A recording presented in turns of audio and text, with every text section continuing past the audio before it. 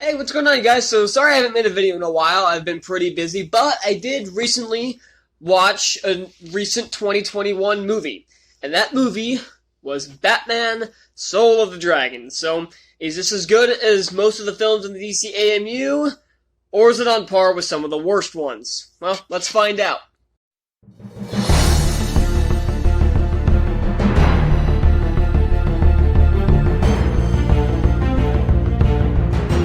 Just about a week ago, or maybe more, I watched Justice League Dark Apokolips War, which was the final film in the DC AMU.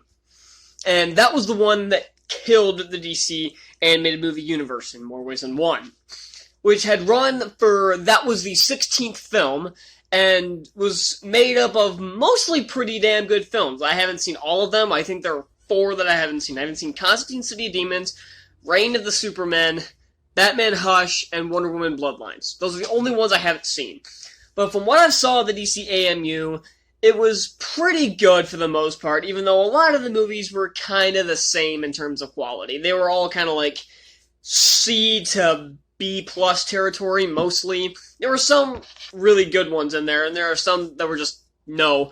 But overall, it was a pretty good franchise, but they decided to kill it with the DC AMU. And now this year, well, last year we also had that Superman movie. It was whatever it was, and it was Superman Red Sun, I believe. Yeah. And now this year, we have Batman Soul of the Dragon, which sees Bruce Wayne teaming up with some of his former classmates who was part of his training at the monastery before he became Batman to find their sensei. Or a group of people have stolen the sword to open this, like, gateway to, like, some kind of, like, hellish place to raise a demon named Naga. And no, not the polar bear dog from Legend of Korra. I already made that joke while I was watching the movie. And yeah, that's where the movie kind of falls apart. There's virtually no plot. It kind of just drags on for about an hour 20, and not much else. I'll start with the positives first. The animation looks really good. This is a Warner Brothers animated movie, so you know it's gonna look good. The voice acting works for the most part, and I'll get into that in a bit. The characters are all likable, at least the ones you're supposed to like. And the action sequences are really good. So so right off the bat, this isn't an awful movie. But this is where it kind of runs into a wall. Multiple times while I was watching it, I compared it to the 1995 Mortal Kombat movie, in which there's virtually no plot, and there's just an action sequence, then a scene of somebody talking, then another action sequence, and then another conversation scene, then another action sequence, and then another action sequence, and then another scene or two of people talking, and then another action sequence, and it just repeats this for almost an hour and a half. And this is better than that god-awful Mortal Kombat movie. And yes, I'm probably going to end up watching the remake. It better be better than the old one. So, it's not that level of bad. But it kind of becomes tedious after a while, because the first hour of this movie goes like this. It's Bruce Wayne recruits somebody, or I guess it starts with one of his class names in Richard recruiting Bruce Wayne, then a fight ensues. Then they go find Shiva, and a fight ensues. Then they go find Ben, and a fight ensues. And then, or actually no, someone finds somebody, or no, there's a flashback, then they find somebody, and then an action sequence ensues. And then another flashback, then they find somebody, then an action sequence ensues. And this goes on for the first, like, 50 to 60 minutes. And it's just a pattern that repeats, and the action sequences are really good, but I wish there were some slower moments to this movie, some quieter moments. But there's not. There's virtually no character development to be had. The characters are just kind of set from the flashbacks, and they don't exactly change here. And one of the stupidest things that happens in this movie is the ending. So this is going to be a spoiler right here, so if you haven't seen the movie, I'll give you a thumbs up when it's over, so just mute the next, 30 seconds or so. I'll give you a thumbs up when it's good.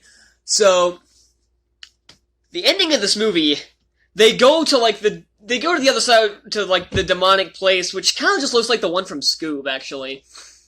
And I called what was going to happen the second they went in.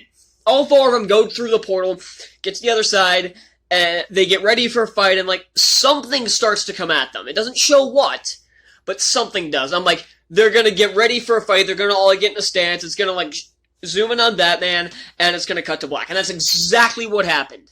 I don't know if they're setting up a sequel here, if this movie makes, like, any money, but that is such a stupid ending. So, yeah, okay, you're good now.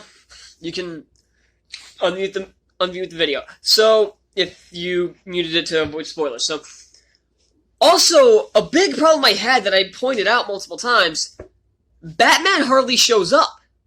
In the first hour, Batman has maybe, look, not Bruce Wayne, Batman. Bruce Wayne has a lot of screen time, but in the Batman suit, in the first hour, he has maybe 20 seconds of screen time. And Batman does absolute jack shit in this movie. I mean that. This is a Batman movie. And who takes out the final enemy? Richard. Yeah. Not Dick Grayson. Not Richard Grayson. No. One of his former friends from the monastery. Yeah, you probably didn't even know the guy's name was Richard. You didn't know he had a friend named Richard? Well, now you do. So, yeah, that right off the bat just annoys me, because and you know what, I would have been fine had they just called this movie Soul of the Dragon and never have him wear the suit.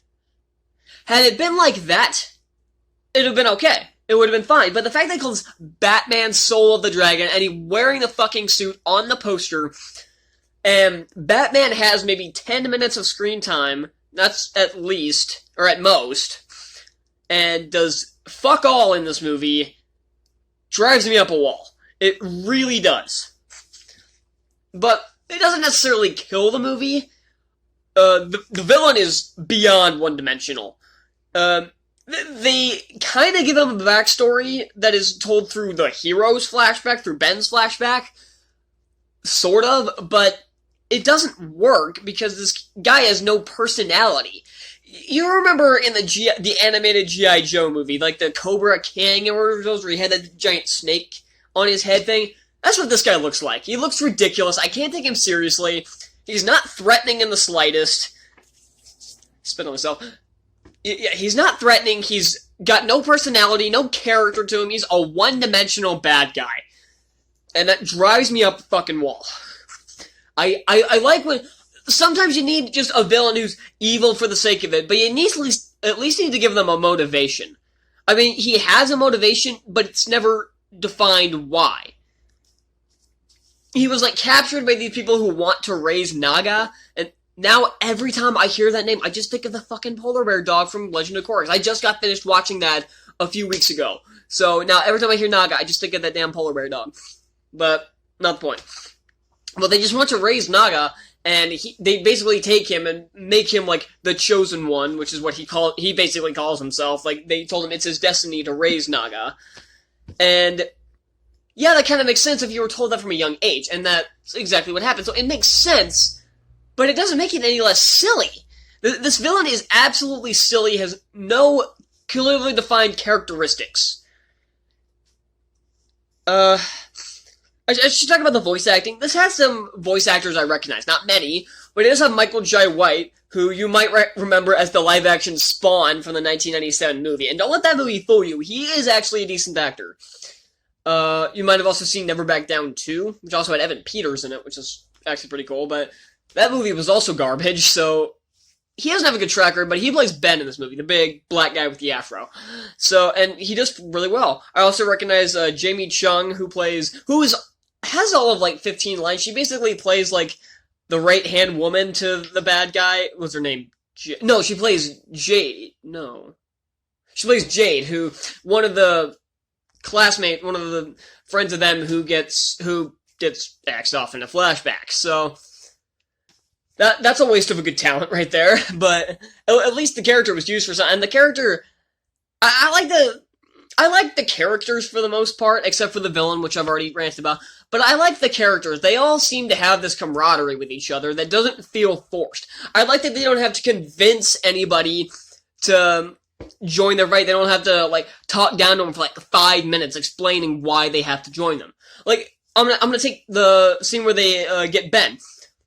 he runs this like karate class, kind of like what's her name from Iron Fist? What's her? Colleen Wing, like kind of what she does. And and they recruit him, and they show that the sword is missing, and the show is like, and they have the sword. He's like, who's they? She like and then Shiva throws the sword to him, which has like the symbol of whoever these people are that are trying to raise Naga. And the second he sees the symbol, he's like, let me get my coat, and he walks away, and then he's joins them. I'm like, okay, this makes sense. We don't have to spend 10 minutes apiece trying to convince people to join the fight. They know that they have to join the fight to fix this. And it's like, okay, that makes sense. These people seem to have a legitimate camaraderie. And I also like that the people aren't absolutely fucking stupid. When Richard mentions the mask, basically, when he's talking to Bruce, Shiva immediately figures out that he's the Batman. I'm like, thank you, somebody who's not fucking stupid. Because it's like, how do people not figure out he's Batman? Come on. And that's in a lot of these movies. Like, almost all of them. There's always somebody like, how can they not figure out he's Batman? Come on. But this one doesn't have that problem, because she's like, wait, you're Batman? Oh, shit.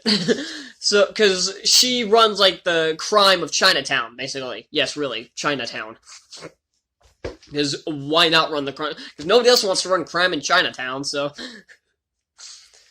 Wait, so is Gotham City in New York? I just realized something. Is Gotham City at least next to New York? Or is there also a Chinatown in Gotham City?